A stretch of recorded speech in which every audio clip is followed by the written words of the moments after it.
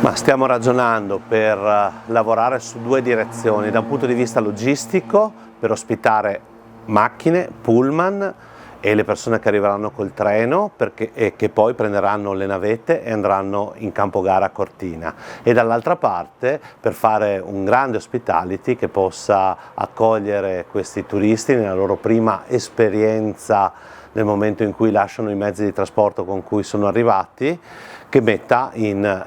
risalto le eccellenze del Veneto e dell'Italia nei nostri padiglioni. Partiranno da qua, una volta che i turisti hanno lasciato i loro mezzi o i mezzi con cui sono arrivati, 120 pullman il mattino e 120 pullman il pomeriggio che riporteranno